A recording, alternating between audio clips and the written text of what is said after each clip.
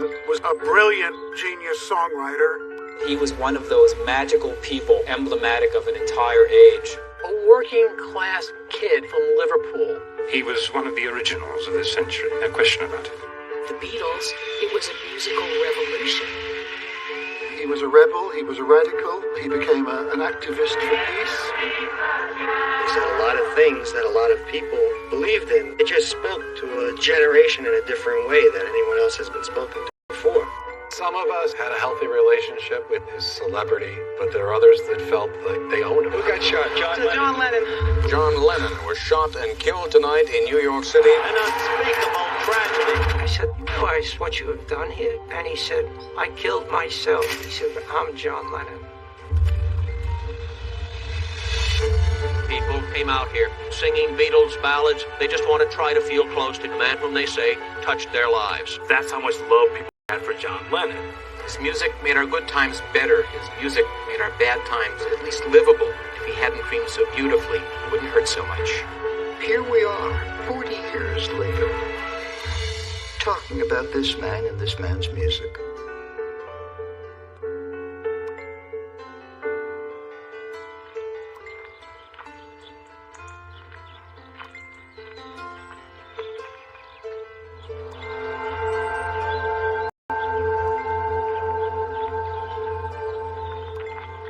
My role in society, or any artist or poet's role, is to try and express what we all feel.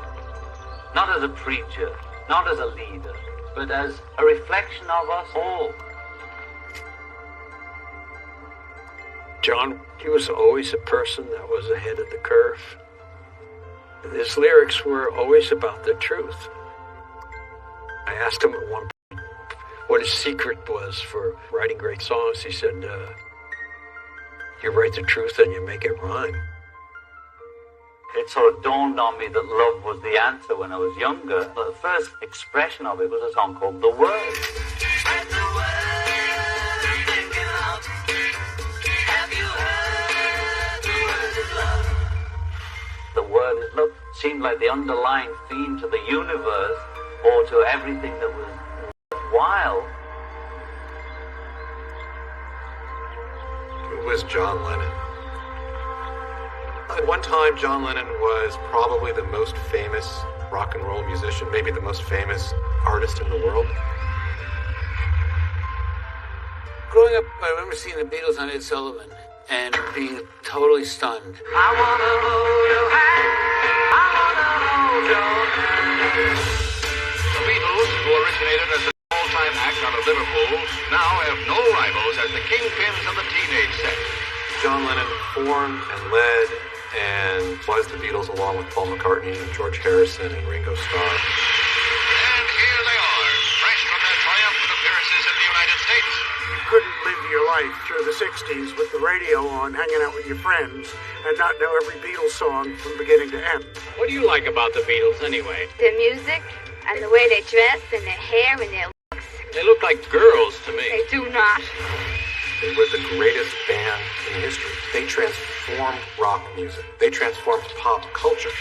Beatlemania initially in the 1960s, this incontinent screaming of young women. 40 young ladies fainted, but authorities feel that some were playing possum so that they might be lifted over the fence and thus be nearer their idols.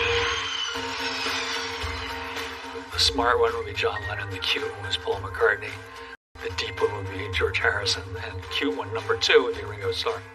John was my favorite Beatle. He was the irreverent, rock and roll guy. How long were you in Los Angeles? I was blue. I didn't know we were here. In the sense, looking back today, with using different words, we would say he would be the punk guy from the Beatles. He was too intellectually good for Beatlemania.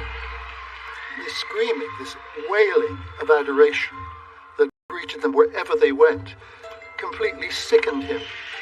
John was so offended that they weren't listening to the Beatles' music. In 1964, the band even starred in a film that made fun of the hysteria of Beatlemania, A Hard Day's Night.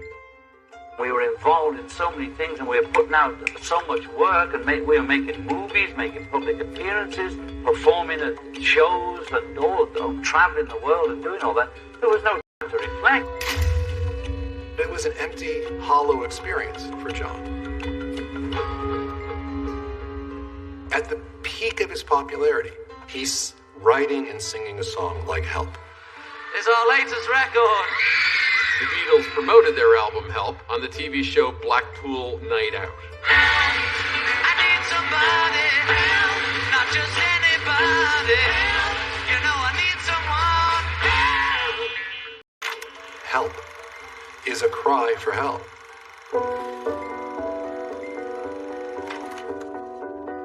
He was a massive insecurity. No matter how famous he became, how much people showed they loved and adored him, he never felt loved, he never felt secure. He thought of his mother's older sister, John's Aunt Mimi. His Aunt Mimi was the force in his life. When John's mother died, John was 16.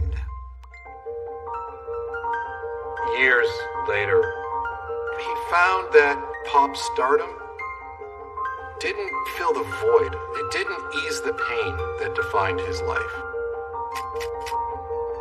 He found meaning and purpose in Yoko. Yoko Ono was an artist from New York who was living in London at the time. He met Yoko first in 1966. He would fall in love. He was married already to Cynthia. John was married early on, even when the Beatles started out. He and his wife had a son named Julian. That he would fall in love with a Japanese artist and already be married, have a kid. It's hard to describe how radical that was in '68. John Lennon, he and his girlfriend Yoko Ono like John! to be mob. From Cynthia's better than her! That girl next to me just said Cynthia is better than her. Cynthia is John Lennon's wife. Yoko Ono is his girlfriend. Yoko Ono was a rebel and a troublemaker. He got licensed from her to be the person he'd always wanted to be. The reason that Yoko had such an effect on him when they met was that Yoko said, you can be yourself. You don't have to say yes all the time. You can just do what you want if you want to do real art. John thought art was what Yoko did. Collage, performance art, that kind of thing. It never occurred to John that a song like Norwegian Wood was art. It was art. I once had a girl, or should I say, she once had me. You've gone a long way from I Want to Hold Your Hand to Eleanor Rigby. What direction are you trying to move your music? You know, we're just trying to move forward. And people seem to be trying to sort of hold us back. The Beatles. They had gotten together when they were very young. They had lived very intense lives together. And for creative reasons and for business reasons, these guys started pulling apart. The event is so momentous that historians may one day view it as a landmark in the decline of the British Empire. The Beatles are breaking up. Yoko Ono was initially vilified by Beatles fans. They saw her as stealing away John Lennon, but Yoko Ono did not break up the Beatles. The Beatles broke up the Beatles. Some of the things people have said about you, I haven't been very kind. No, lately. No, it was ugly and all personal things like that, but I know she isn't, so. John and Yoko left England because the press was attacking Yoko so viciously. And so they left to come to New York. And in New York, they got a lot more respect. In the 1970s was the time of turmoil in New York. There was a lot of people out of work. But even with the shortages of money and the lack of opportunity, it seemed, and the lack of jobs, it was a very exciting time. And it was a very creative time. In New York, it's a bit like London, only more so. You're always hearing congas going on in the park all the time. It's like a festival going on. The hip-hop developed, punk rock developed, disco developed, all at the same time in different parts of the city coming together, bouncing off each other. Yoko had a lot of friends here who were artists, like Andy Warhol. Elton John and John had a long-standing relationship. He was tight with David Bowie as well. John loved New York, and New York, America, was freedom. People didn't run up the street and bother John and Yoko. They wouldn't bother him the way, Beatlemaniac kind of fan. But But he was over the Beatles. In fact, one time one of the fans said to him, "Hey, John, when are you going to get the Beatles back together?" And John just looked at him and said, "Well, when are you going to go back to high school?" You know, you're very proud of being in the Beatles, but that was something that he had done, and it was past. And like high school, you don't go back. You go forward. You do something else. He was happy to say hello. He loved his fans, and he loved New Yorkers. Some of us had a healthy relationship with him and his music and his celebrity, but there are others that didn't. And others that felt like they owned him.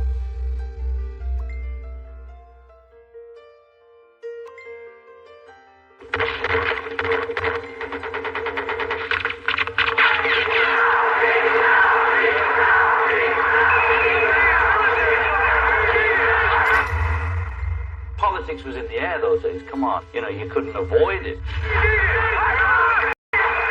When John and Yoko arrived in New York, I think they were at their most political. Being artists, when we get into something, we get into it, you know what I mean? We want it to be right there, down on the front lines, you know. But as we always said to everybody, with flowers, but still right down there. We want to go all the way with it. And I read somewhere that the war movement was over. He had a way of coming up with simple lines like, all we're saying is give peace a chance.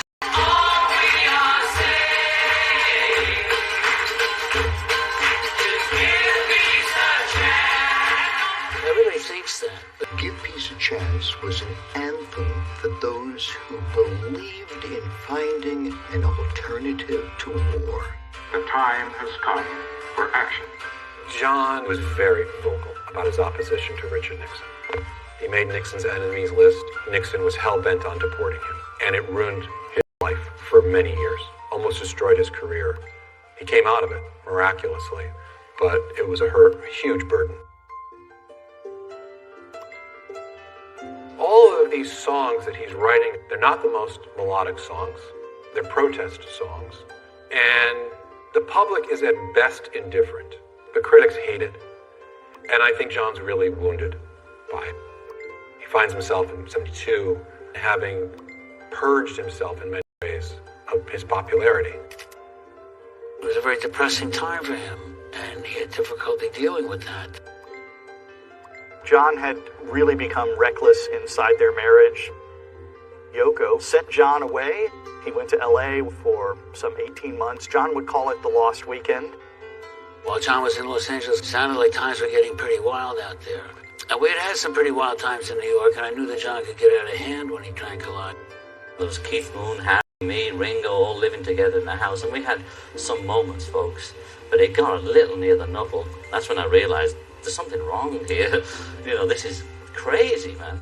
He spent several months, really, for the first time in his life, being what he thought of as a sort of carefree bachelor, but actually hating it really and pleading with Yoko to have him back.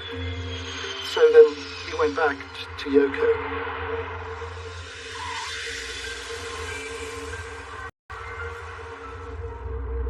One day I drove up to Central Park with John and Yoko. It turned out that they were going to see the apartment at the Dakota for the first time. I think John liked the English, Gothic, castle kind of feeling of the place. You go to the Dakota, I don't want to say you're going to an ivory tower, but you are kind of removing yourself. It was one of the most well-known buildings. It was occupied by all very famous people. Lauren Bacall and Leonard Bernstein and Roberta Flack and Judy Garland. The kind of place that people go to who want quiet. The Dakota is the Dowager Queen Mother of apartment houses. It started out as the only large building on Central Park West. Gradually, the city grew up, but the Dakota remained. It remained the most distinctive building. Impressions count. And first impression of the Dakota is its entrance. A 2-story high archway, and beneath it, a very elaborately designed wrought iron gateway. You don't pass the Dakota and think it's an ordinary building.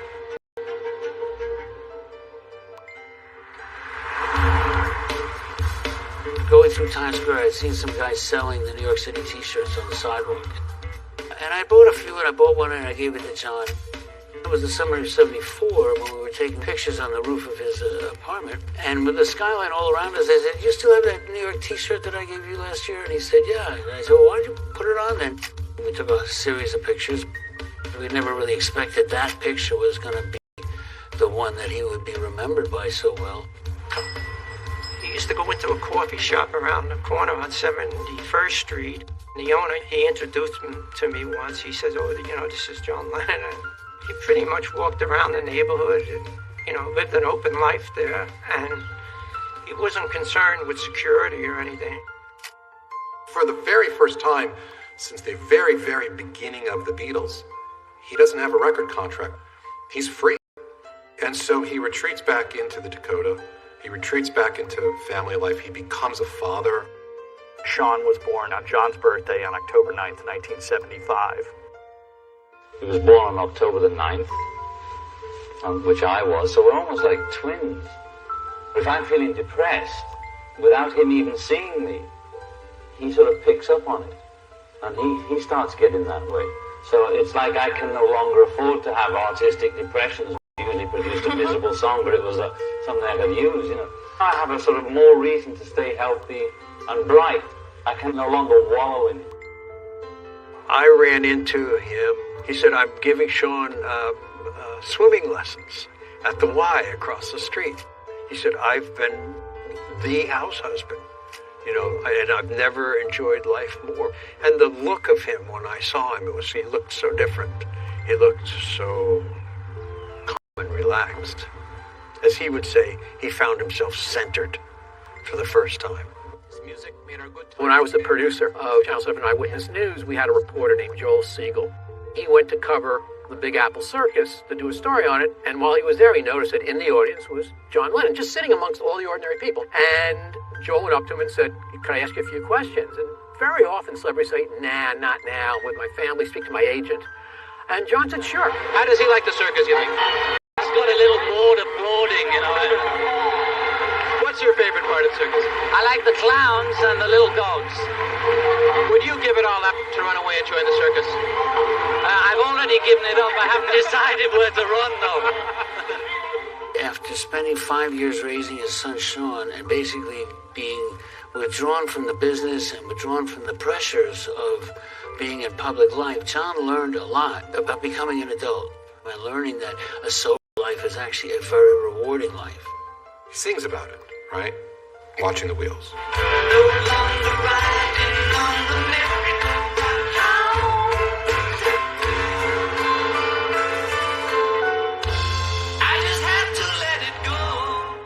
That's what he learned in those 5 years from 1975 to 1980. What it was like to have a relationship, what it was like to have a family. By late 1979, he has several songs. Take one of the new one. Yoko said to me, "What I tell you now is top secret. You can't ever tell anyone."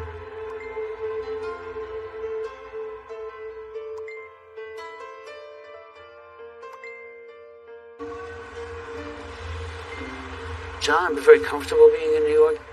He liked New York. Bob Gruen was not only their favorite personal photographer, he was a friend. It was an early spring day, and we got some really great pictures. There's a nice picture of them skipping up Central Park West.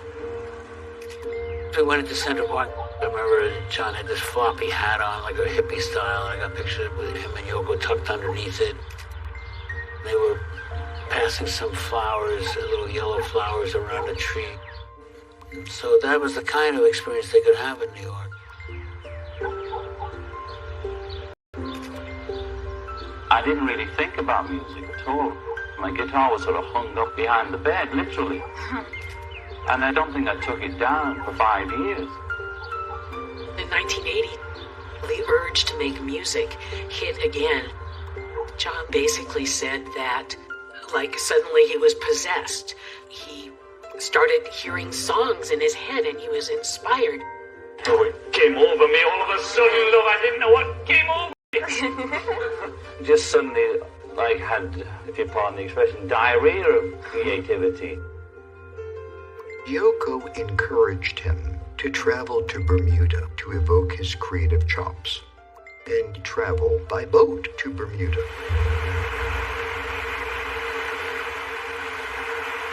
I sailed from Newport to Bermuda 2,000 miles. Experience as I had. A day out, a terrible nor'easter hit. The crew was felled, one person after another, seasick. The captain says we want to take over the wheel. I said, look, I can't. He says, well, you're going to have to. Everybody else is throwing up the car. Which is an amazing image. I mean, they tie John to the boat, so they just pull off to sea. A couple of the way on the knees, I was just hanging on with my hand on the wheel. I was in a major storm for 6 hours, driving that boat and keeping it on the course. I had to plan on my life, sea shanty, scouting, and all that. I felt like Viking. That was incredible experience because it won't go away. You can't change your mind. I mean, on stage, country arms and everything. Yeah.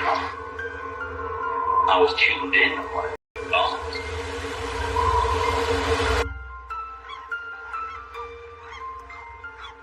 When he got down to Bermuda, he started to write. He recorded demo tapes.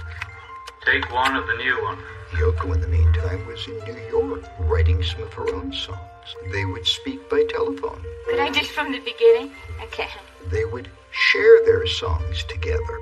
It inspired me completely. As soon as she would sing something to me or play the cassette on the phone, within 10 or 15 minutes, I would suddenly get this song coming to me. Songs just began to fall upon him from the sky. I suddenly had all this material. After not really trying, but not trying either for 5 years. 1, 2, 3, 4. One day, I could hear the phone ringing. I answered the phone, and a voice came on and said, if you're interested in doing something really interesting, different, be at the 33rd Street Pier where the seaplanes land tomorrow at noon. Click. At the time, I was thinking I would really love to do something very interesting and mysterious. And a ride in a seaplane sounds like fun too. The plane took off, flew over and down into where they had a mansion. So I'd go inside, and Yoko said to me, what I tell you now is top secret. You can't ever tell anyone. John wants to make another record, and he wants you to produce it. She handed me an envelope that said for Jack's ears only, and the phone rang. It was John. He said, listen to the cassettes that are in that envelope, and if you think it's crap, we won't even bother. But I went back and I listened, and I was amazed. Jack put together a crack band that could really play. I made phone calls to great musicians, Tony Levin, Hugh McCracken, George Small, Andy Newmark. I received that phone call. I happened to be on a concert tour in Europe. I was excited. I was told not to share it with anyone. And as soon as I hung the telephone up, I went to sound check. I told everybody in the band. I told John that we're going to bring in a wild card, Earl Slick. Earl played with David Bowie. I walked in the control room, and John gives me the it's good to see you again. We had worked together once with David Bowie on Fame, and I didn't remember. So it was kind of a running joke to the recordings. In the middle of nowhere, over the mic, it'd be go, do you remember me now? The sessions were off. Earl didn't know any of the material. First day he came in, I put sheet music on Earl's stand. Then Hugh McCracken went over and turned the sheet music upside down. Might as well been space alphabet. I didn't know. Now, Earl couldn't read sheet music, but he sat there and made believe he could. Pretty soon, everyone was in hysterics because he was obviously, bluffing. So we were off to a good start with Earl. We jammed a lot. We played a lot of Beatles songs in between takes sometimes, and if a Beatles song came on the radio, everything stopped. And he would tell us the story of how that song was made and what happened that day. His absolute love for the Beatles was so obvious to us. In fact, he said he loved them. They were his brothers. We worked for a month with top security.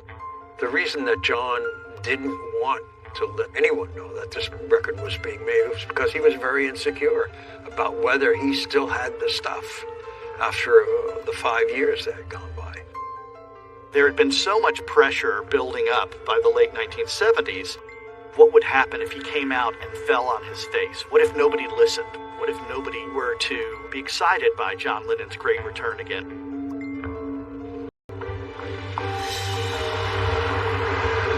December 8th, 1980 would be the day that changed everything. It's just unfathomable to think it's the last day of his life.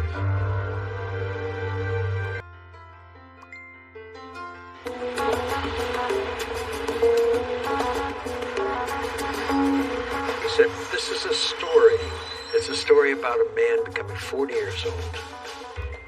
He's halfway through his life.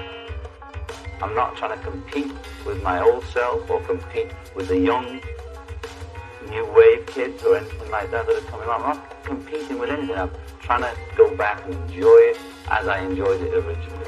And it's working.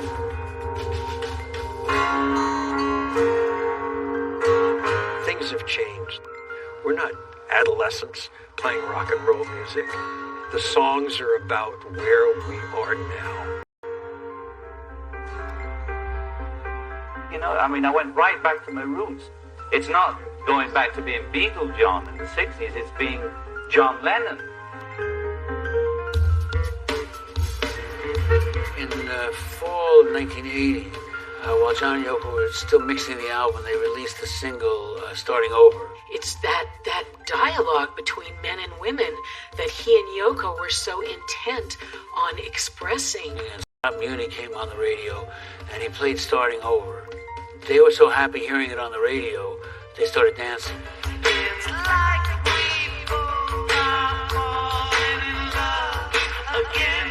It'll be just like starting over. It's fascinating that you have an artist like John Lennon who had so much success that would still get that rush of excitement of hearing their song come through and being played on radio. He didn't find happiness in front of a crowd of 10,000 people. He found it at home with Yoko and Sean. And that's the person who emerged in 1980. But let's face the reality. I've had the boyhood thing of being the Elvis and getting my own spot on the show. I want to be with my best friend and my wife. Who could ask for anything more? It wasn't the same John Lennon that had walked away from it in 75.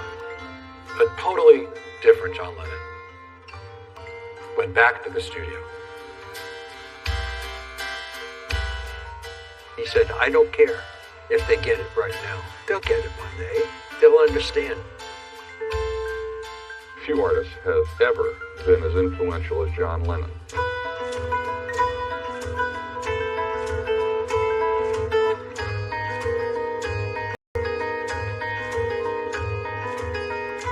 This new album, Double Fantasy, how does it reflect John's attitude today? But they were very happy.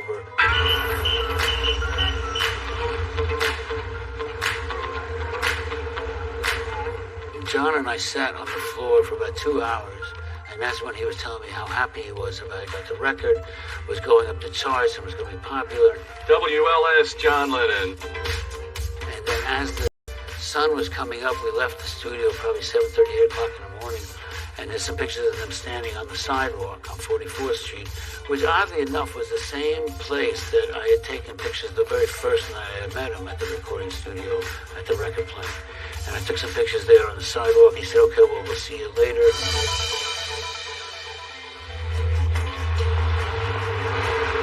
December 8th, 1980 would be the day that changed everything. It's just unfathomable to think it's the last day of his life. Part of the next phase of the print campaign is a Rolling Stone cover story. There's a lot of excitement in the air. Big photo shoot with Annie Leibovitz, arguably the leading female photographer in rock and roll, certainly, perhaps in popular culture. That portrait, I think, to the essence of that relationship. I mean, John naked, like almost like a newborn, wrapped around Yoko. For security, the ballast that's holding them together. And it's a daring, dangerous portrait, and it's beautiful. It's just gorgeous. So the interview team that arrived next after Annie Leibovitz left was RKO Radio. It was led by Dave Scholey. So we had arrived at the Dakota somewhere around noon. Visual of John opening up the door, literally jumping up, leaping into the room, and extending his arms like, "Hey folks, I'm here." I'm sorry, please. Yes, we're on, dear. Hi, hello. Hi. What is it? Oh, it's a microphone. Okay, let me get it. Just like this, you know. Hello, hello, testing. Hello, Dave. How are you? He was just happy to be alive and happy to think of the years that he had ahead of him with Sean and making music and with Yoko, and it was bubbling up from him. It was beautiful. And we feel like this is just the start now, you see. Double Fantasy, this is the first album. I know we worked together before, we even made albums together before, but we feel like this is the first album. I feel like nothing happened before today. I did it on a daily basis. Sean was foremost in his mind. My life revolves on Sean, so. And John was the one with Sean and making sure that he ate the right food and didn't watch the wrong things on TV and that sort of thing. So that was really pretty amazing to hear. Not what you would have expected. So you made this conscious decision to give yourself to your son, to the relationship. And to learn from him too. I learned a lot from the child, because they're not hypocrites and they're not phony. And then one day we were sort of lying down on the bed together, and he just sat up and said, "You know what I want to be when I grow up?" I said, "No, what's that?" He looked me right in the eyes. "Just a daddy." Sean telling him that when he grew up, he wanted to be just a daddy, which resonated with John. He caught me off guard there, because I'm just a daddy. I said, "You mean you don't like it that I'm working now, right? I'm going out a lot." He says, "Right." Because I hadn't been in the studio for 5 years or whatever, so he's used to me being around all the time. We had spent 3.5 hours together at the Dakota talking about everything from music to politics. Well, I still believe in love, peace. I still believe in positive thinking. When I can do it, I'm not always positive, but when I am, I try and project it.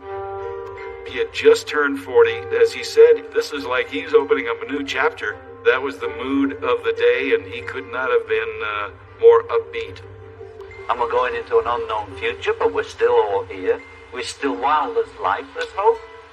When I hear that quote play in my head, knowing what happened in the event that day, it stops me in my tracks.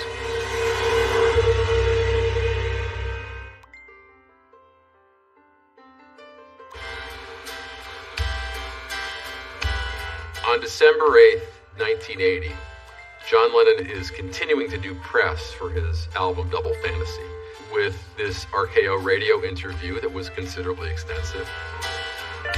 The end of the interview, after the tape machine was turned off, we still managed to talk for a while about things, and I had brought along a copy of Grapefruit, which was Yoko's book of poetry, and they were, "Oh, let us autograph that, let us sign it for you." And of course I was thrilled. Thank you, it says a lot. Oh, it's a pleasure. I'm a fan of people too, I like people to sign their books when they give them to me and all that. We packed up outside and being a little chilly. The sun was out, but it was still kind of cold. Paul Gorish, who was an amateur photographer taking photos. And all of a sudden, guess who shows up? John and Yoko walk up. They're waiting for their limo, and it's not there. And they're a little perturbed. The limo wasn't waiting for them to take them to the studio, as it should have been. And so John hung around the curbside for a while. John walked out. He said, "Where are all my fans?" It was a little quiet. Well, there were a few there. There was one character, one of those Beatle fans standing on the sidewalk, who was bugging them for an autograph. And this young man came up to John and thrust a copy of the Double Fantasy album at him without saying anything. And John said, "Oh, do you want me to sign this?" John signs it. John Lennon, 1980, says, "Is this what you want?" Hands it back to him, and as he's signing it, Gorish takes this photo of them. Their car hadn't arrived. Ours was there. Dave and his crew offered to give John and Yoko a lift to the record plant. Then they got into the limo and went off to the studio with our team. And I stood there on the sidewalk just sort of savoring the moment and remembering the last 3 hours. And as I did, that same character kept bugging me and kept confronting me. "Did you talk to him? Did you get his autograph? What'd he say? Did you talk to him?" He kept repeating it over and over. And I backed off, and he kept coming towards me. There was something wrong with this human being.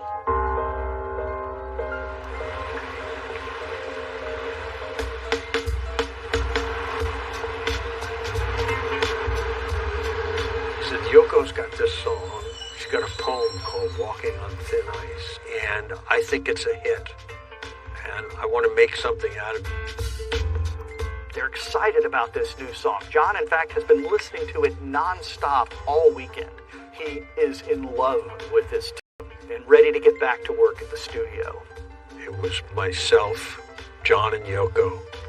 We were just having a blast making this track out of a loop, which became Walking on Thin Ice.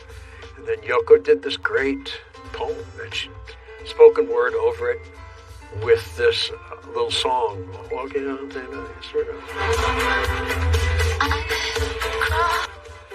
He was sure that this song, Walking on Thin Ice, was going to open up a new world for Yoko. Yoko said, "Do you want to go to the stage deli?" But if John wanted to go back to the Dakota building to say goodnight to his son Sean before he went to sleep. We finished that night, and we said we were going to come in and master the single the next morning.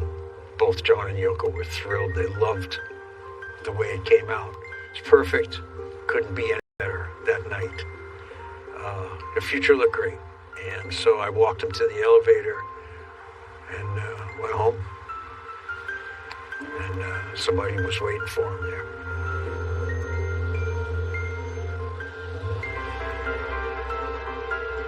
And when they returned, John got out of the car.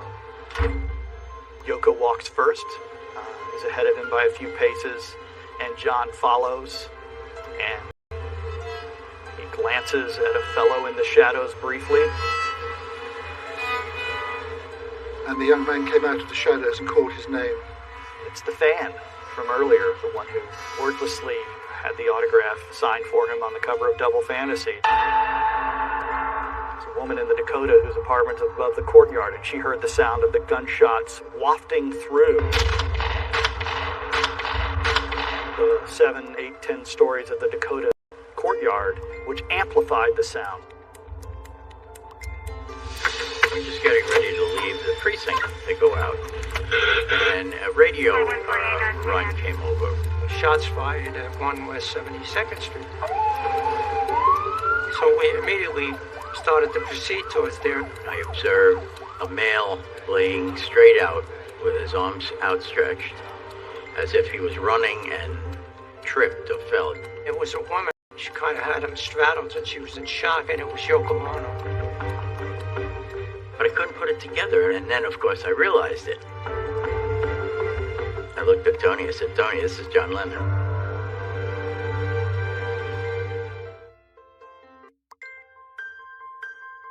The shot went out. It was heard around the world. An unspeakable tragedy in New York City. We saw bullet holes in the glass. And now we realize this is real. When I saw his face, did I know this guy from someplace? John Lennon, outside of his apartment building on the west side of New York. My wife came into the studio and said John's been shot. He just left me 5 minutes ago. Rushed to Roosevelt Hospital. I think my heart stopped. To put 5 slugs in a guy. Why didn't I sense that there was something wrong with this person? This was an individual who was narcissistic, so he sought attention in a very violent way. I said to him, you realize what you have done here? And he said, I killed myself. He said, I'm John Lennon.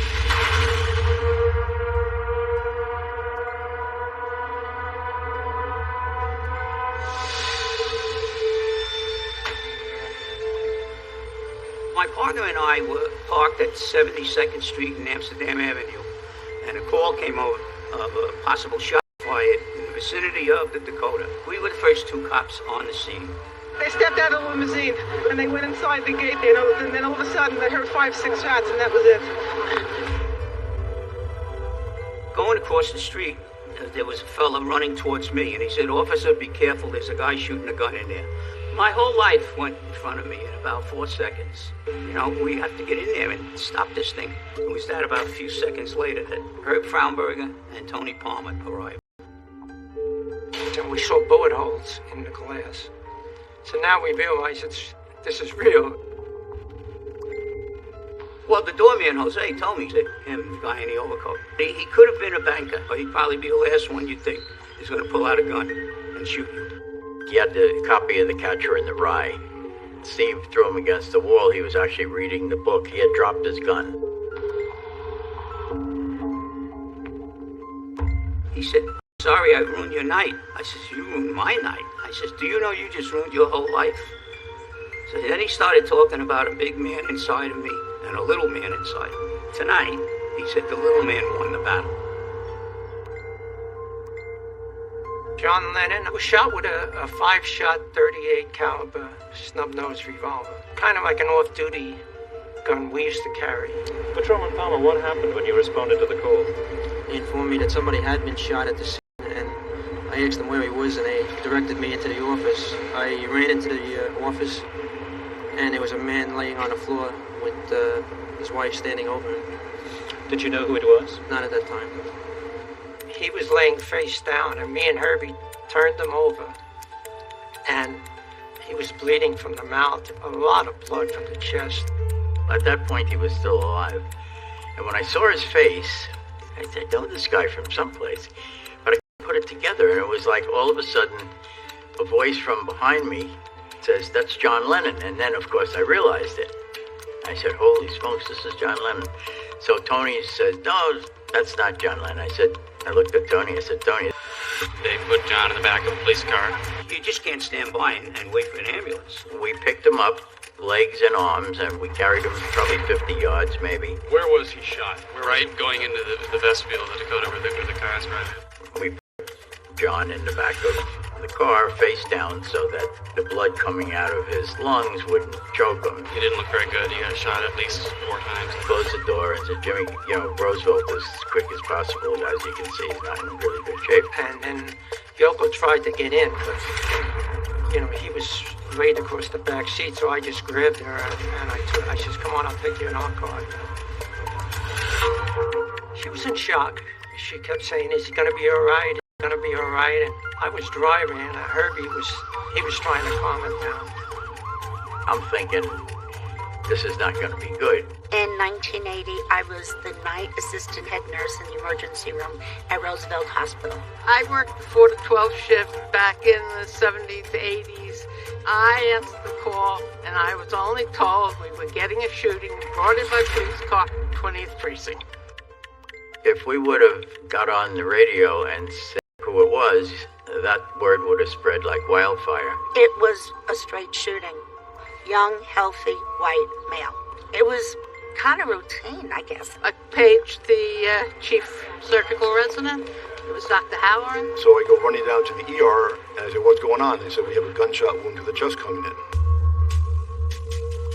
So it was the night of December 8th, 1980. I was on a motorcycle. I was in Central Park, and I literally got slammed by a taxi. I ended up in an ambulance that took me to Roosevelt Hospital. So he was in the hallway, which was not unusual because we always had people in the hallway because it was a small ER. And I was lying in the hallway when suddenly the door slammed open behind me and someone came running in screaming, "We have a gunshot in the chest. It's hitting the door right now." And they bring this person literally into the room that I am lying outside of. We took him to a room that we called our minor OR. Was set up with all the equipment that we needed to take care of any shooting. So he had someone with 4 entrance wounds in his left chest and 3 exit wounds out his back, and we just jump on him. The nurses and the nurse anesthetist, someone put a tube in his throat to breathe for him. Other people were, scissors cutting off his clothes. He was wearing his bomber jacket with a little fur collar. And he immediately opened the chest, grabbed the scalpel, made the cut, and he had his hand. His heart was flat, meaning that there was no blood running through it. And I am looking into the room. All his clothes have been taken off. He's lying with his feet towards me. His chest is open. Medical staff is around him in a semicircle. They were literally trying to pump his heart manually to keep the blood flowing. And I begin to hear crying. And there is an Asian woman in a mink coat coming in, sobbing on the arms of a big leather-jacketed police officer. They didn't bring in a corpse. They brought in a mortally wounded person. He's either not going to make it, or maybe he's got a small chance of making it. What drives people to put 5 slugs in a guy? There's always somebody that wants to take into themselves that fame and that creativity that you have. The closest they can come is by consuming you.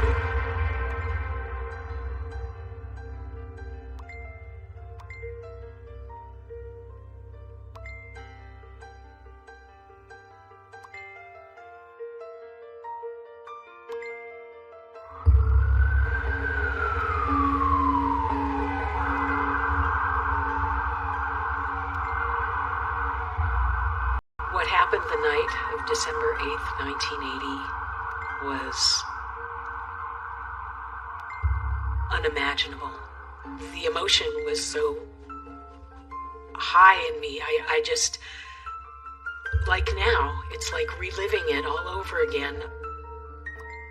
Everything with that night, I remember it crystal clear. It's like a rugby scrum. This is all going on simultaneously. And we get into a rhythm, pumping his heart. It was this is what we have to do. You work on everybody thinking they are going to survive until the time comes where you know they can't. Around this time, someone said, "Hey, that looks like John Lennon." I think my heart stopped. Now, it's not just opening up anyone's chest. You pause for a second, but you're mid-resuscitation, so you don't stop. Since he was so famous, I had to get security, I had to block the entrances, I had to notify hospital administration.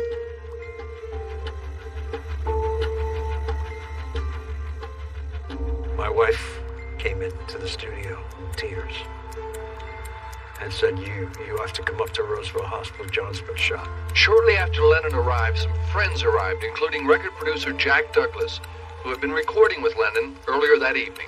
It just sounded impossible. Please tell someone I'm here. Closest to somebody right now.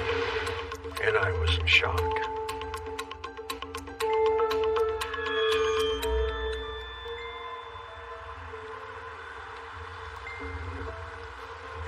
End of story.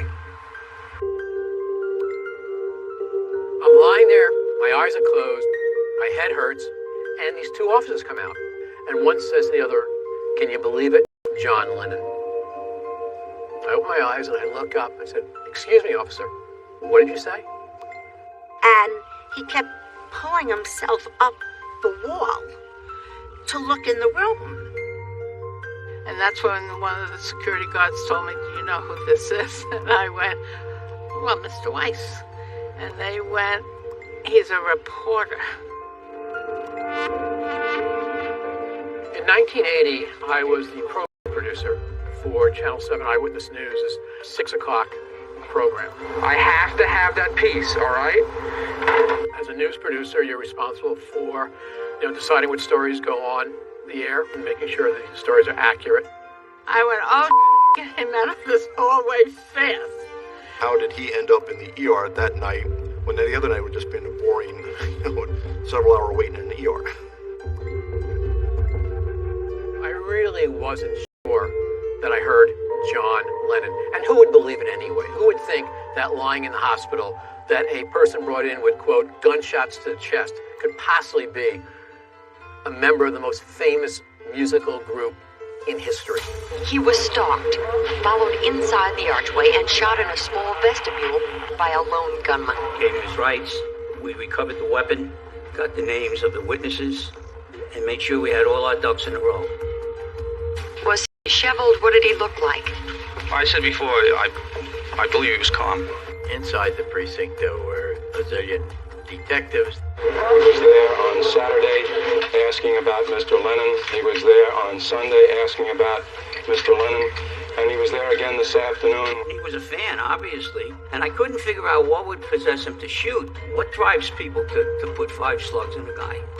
I don't know. I can't answer. Why didn't I know enough to say to the security guard, "You shouldn't let him stay here"? To this day, I can't get over that. There's always somebody who wants to take into themselves that fame and that creativity that you have, and there's no other way they can do it. The closest they can come is by consuming you. So I know it sounds a little bloodthirsty. I don't think any professional, as a journalist, would not feel that they had to get the word out. His reporter instincts went on high. He was a reporter, and that's what reporters do. But he was the plague of my existence that night. So I got up, and I was able to hop on one foot. I get all the way down the hallway, and this voice says, "Where are you going?" And I said, "Could you please just let me make a phone call?" Hands me the phone, and I call Channel 7 Eyewitness News. And I said, "I know I banged my head, but listen to me. I believe John Lennon may have been shot." And the assignment editor says to me, "I heard a call for an ambulance to 72nd and Central Park West. That's where the Dakota is." I said, "That's it. That's the third piece of the puzzle. I've heard the name John Lennon. I've seen an Asian woman who now I'm pretty sure is Yoko Ono, and you're telling me there was a call for an ambulance to 72nd Street and Central Park West? Get over here as soon as possible." We worked on for about 45 minutes. Pulse, blood pressure, he didn't wake up. And there was just a pall in the room. Everyone finally was like, okay, this is John Lennon, this is it. But at some point, we're all in agreement this is done.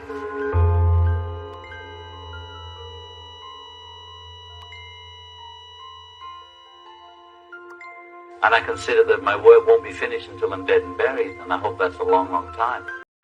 When John talked about death or wishing that he had many, many, many years left to go, being hopeful about that, that's the most poignant part of the interview right there, given the outcome of that day. While there's life, there's hope. I hear a shrill woman's voice scream, and there is Yoko Ono sobbing on the arms of record producer David Geffen. I get to the phone, and I said, "I've got confirmation. John Lennon is dead." I mean, the shot went out and was heard around the world within an hour. An unspeakable tragedy confirmed to us by ABC News. My mouth hung open, my jaw dropped.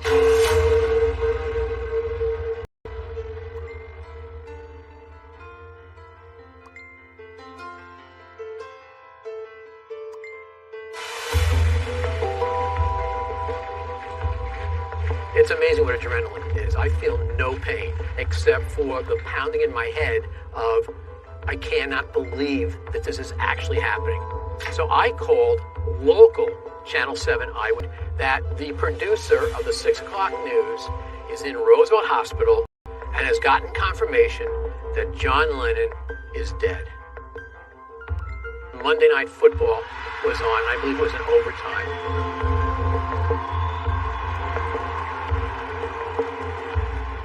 Here's Howard Cosell realizing that a story has just emerged that's bigger than this football game. And what are the news ethics about doing it? I can't see this game situation allowing for that news flash. Can you? Absolutely, I can see it. You can? You betcha. You've got, we have to. If we know it, we've got to do it. Howard Cosell did not want to report that, but the head of ABC Network News had said, this is information that must be put on the air. John Lennon, outside of his apartment building on the west side of New York City, the most famous perhaps of all of the Beatles, shot twice in the back, rushed to Roosevelt Hospital, dead on arrival. A kind of gasp was heard across the nation when that happened. Hard to go back to the game after that news flash. Think about all the other musicians or celebrities that you know who died. Overdoses, suicide, accidents. To be shot and murdered by a fan. Outside your house, coming home to put your son to bed. I mean, it's a pretty unsettling story. I was in my darkroom developing pictures, and a friend of mine called me, actually from California, and he said, I just heard on the radio that John Lennon is dead. And I remember hearing that was the most permanent thing I ever heard in my life. I immediately went to Roosevelt Hospital, and when I got there, I saw through the glass doors Yoko, and I realized she was holding somebody and squeezing them so tight and in tears. It was something I could feel. His passing. You know, all of a sudden everything can change with the act of a maniac, you know. John Lennon was alive, happy, excited about his record, and a minute later he was dead.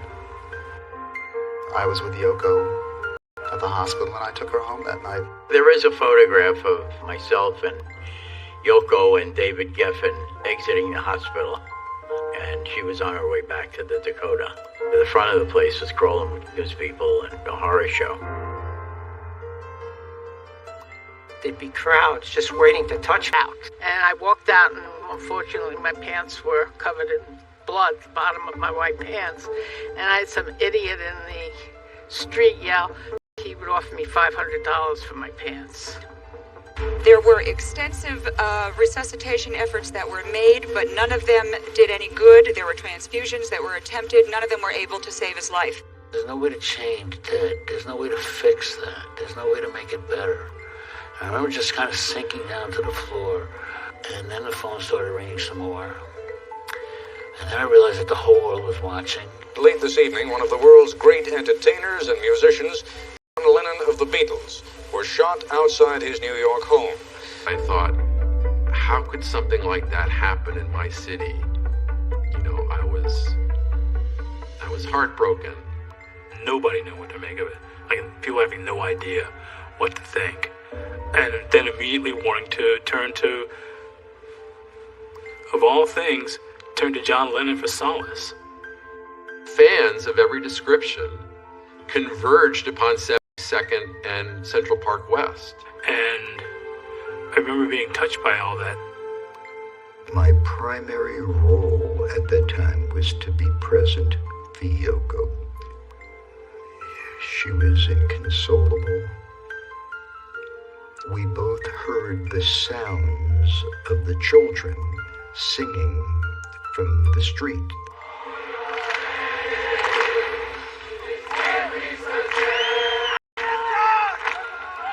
The vigil outside the building where John Lennon and Yoko Ono made their home lasted into the night. And she was inside, broken.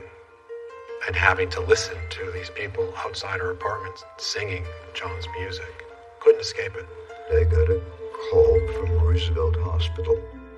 They were about to return John's belongings. His bloodied glasses and his wallet. This was what was left of John. In this brown paper bag. Oh, gosh. Why would anyone want to do this to John Lennon? I said to him, "You realize what you have done here?" And he looked at me and he said, "I killed myself." He said, "I'm John Lennon." I thought it was crazy.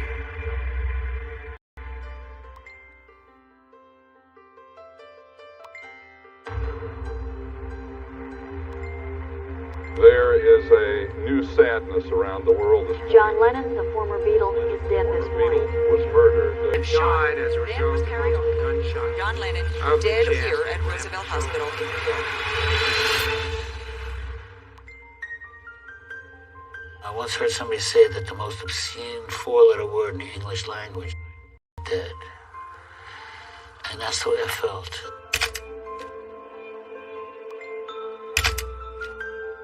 This is more than a president or a pope. This is John Lennon. This is really a cultural icon.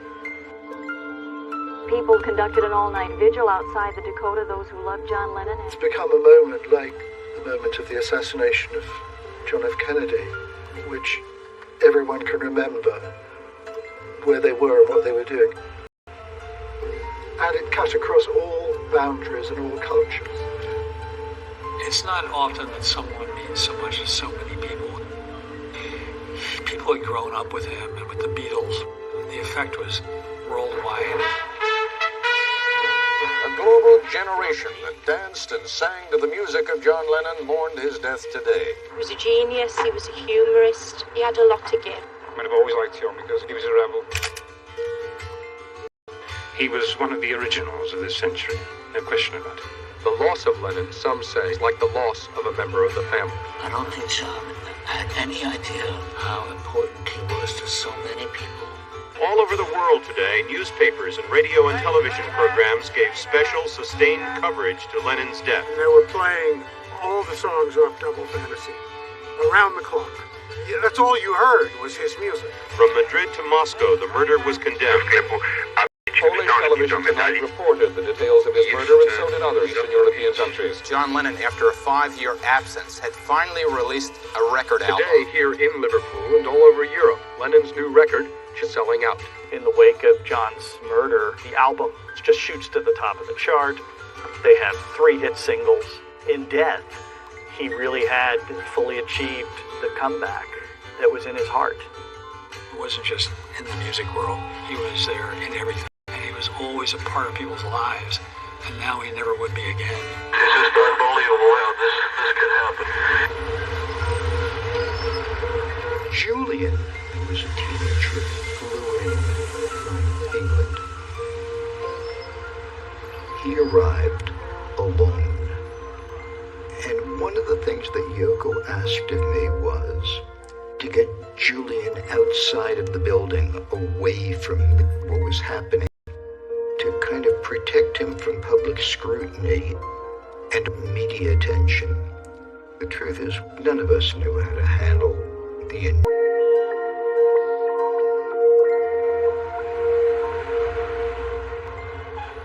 New York City police have now arrested and charged a suspect in last night's murder. Prosecutors described the killing as a calm and rational act of premeditated execution. A man who has been described as deranged or a kook.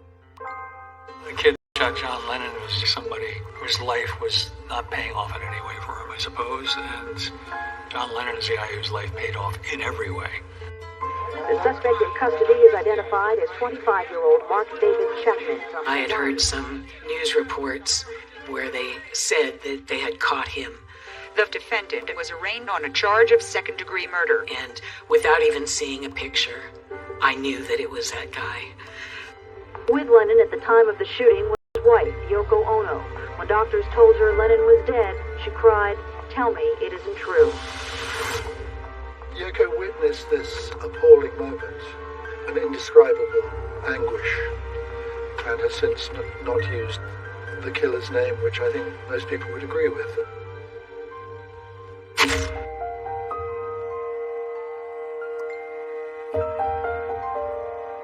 They had one of the great love stories, I suppose.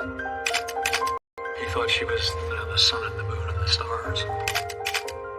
It's very touching, really. John liked to talk to Yoko about what things would be like when they're older. They imagined that they'd return to England and they would live in a little seaside place. And Sean would, send them postcards about his great adventures and travels. And there they would be as these kind of doting parents, possibly even grandparents. Two old codgers living by the seaside.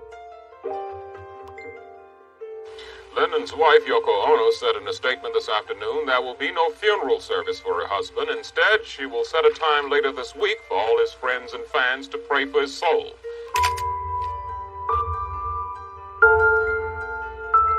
Yoko had to tell Sean that his father wasn't coming home. He was dead. Sean said, well, now he's everywhere.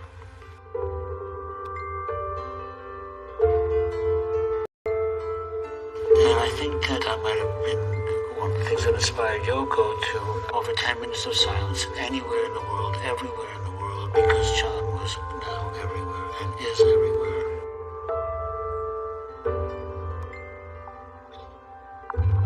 That Sunday in Central Park was truly incredible. We went on the air for an hour, 10 minutes of which was the 10 minutes of silence. And we had multiple cameras in the park. The only thing you could hear were the helicopters from the news crews.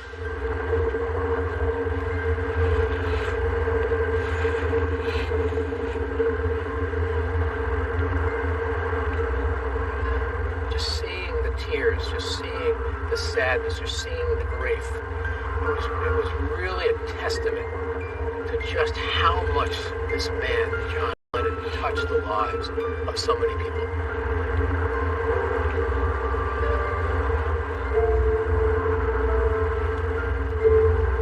Yoko wanted the world to take a minute and breathe and listen to their own heartbeat.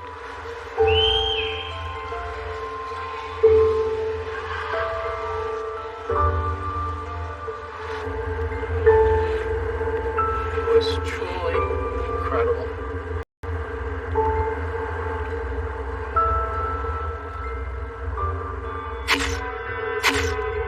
On the day that he murdered John Lennon, the defendant went up to Sean, said hello to him, and shook his hand. What kind of person reaches out to the child of the man whom he will later murder?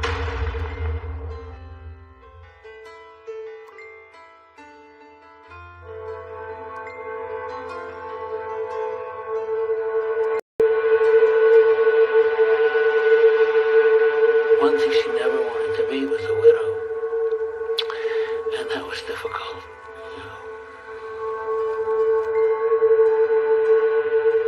The weeks following John's death, days turned to nights and the nights turned to days. It was a blur. Yoko actually went back in the studio and finished the record that they were working on the night he was killed. When the album was being finished, I went to the Dakota and I listened to the last playback of the album.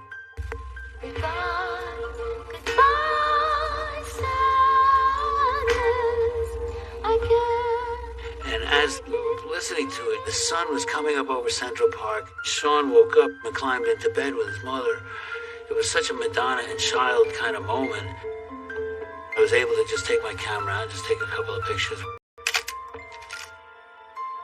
It happened to be Mother's Day of 1981.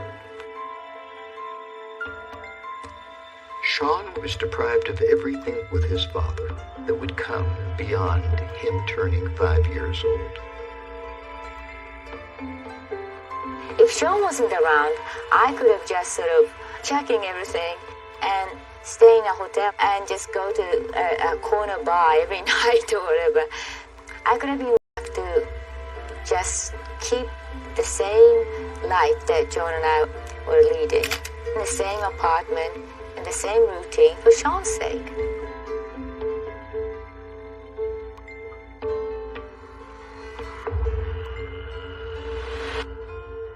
The trial was scheduled to start in June of 1981, 6.5 months after the murder. He was going to plead not guilty and use the insanity defense. But he had this thing planned for months. On the day that he murdered John Lennon, the defendant went up to Sean, said hello to him, and shook his hand. What kind of person reaches out to the child of the man whom he will later murder? And thereafter, he remains at the scene to be apprehended.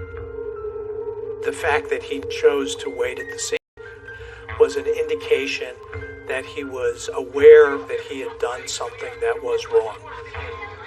So basically, his defense fell apart. He told me that God told him to plead guilty. From ABC, this is World News Tonight. Convicted of the murder of John Lennon, was sentenced to serve 20 years to life in prison. This was an individual who was narcissistic, who had thought he was worthy of great attention, so he sought that attention in a very violent way. Quite understandably, the coverage of the man who shot John Lennon was everywhere. He killed John Lennon for the sole purpose of making himself famous. We should never have given this man the glory of his name being all across the country, all around the world. In many ways, I think that we journalists did a disservice. The man who murdered John Lennon 20 years ago gets his first parole hearing today. The New York Parole Board turned down the man who killed John Lennon yesterday. Lennon's widow, Yoko Ono, wrote a letter to the board urging that he be kept behind bars. It's state law that he has to come up for parole every two years. It's been turned down every time. John Lennon's killer was told he will remain behind bars, denied parole now for the 7th time. Denied him parole for the 8th The time. defendant has been denied parole 11 times now.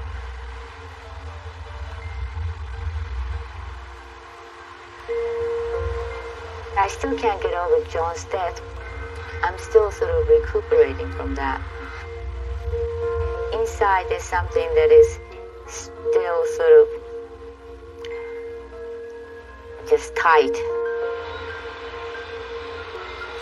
Yoko called me. She wanted me to help her take a picture of the glasses John was wearing the night he was shot. She took out John's glasses. The glasses are broken and bloodied. And we were both crying, and it was really horrible to see them. But when you look at those glasses and you get just a little bit of the actual feeling, it's so horrible. It's not just a picture of some bloody glasses. It's a horrible moment brought out in public, stated publicly. She was going to let the world know that she had been widowed by gun violence. And why shouldn't she share that? Why can't she share that? That's what she saw. The next album that Yoko put out was an album called Season of Glass. That's where John's eyeglasses appeared on the cover to make the point. It's letting that image itself do the talking. And it's just as powerful now as it was 40 years ago.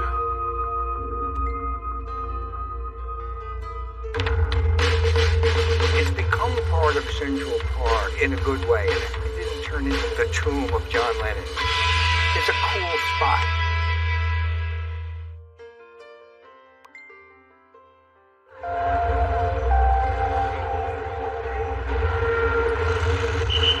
After John passed away, there was talk in the early 80s of putting a statue of John in Central Park.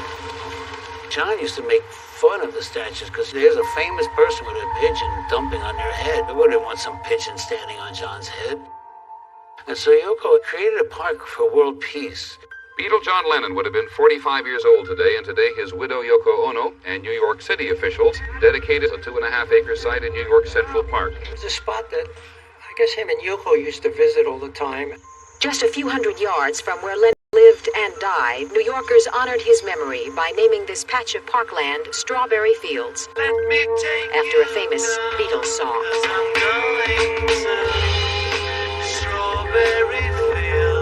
Yoko worked with somebody at the United Nations to get in touch with the leaders of every country in the world and ask them all to donate something so that the whole world could grow together in strawberry fields.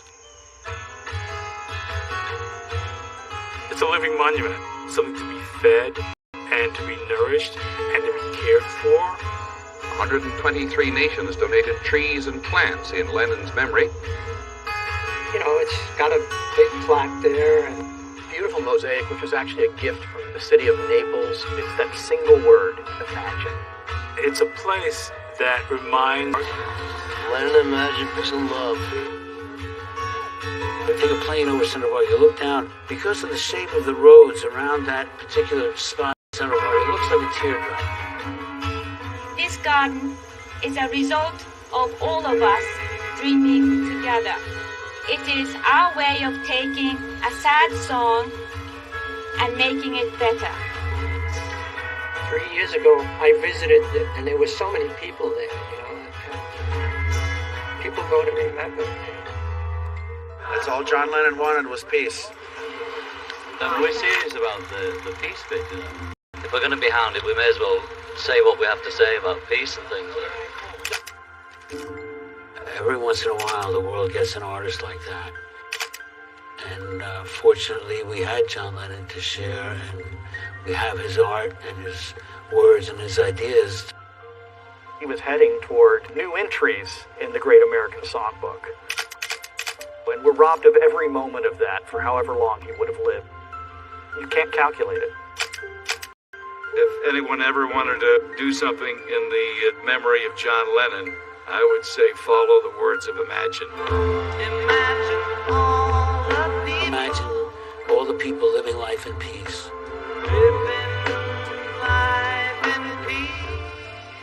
Everybody thinks that, but John gave people the words to express that. Has become an anthem for the world, which transcends barriers of religion and race, and seems to have a timeless message.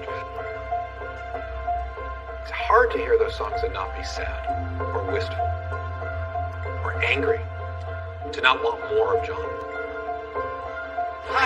We proudly welcome to the Walk of Fame, Mr. John Lennon. I think his spirit and music was very, very significant for a lot of people, and still is.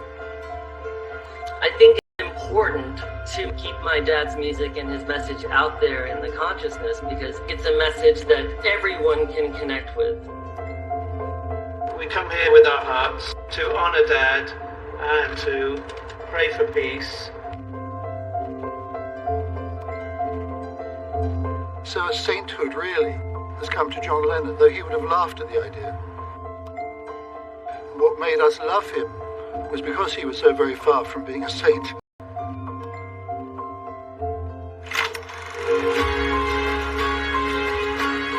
So here we are, 40 years later, talking about this man and this man's music. The music left and stays there.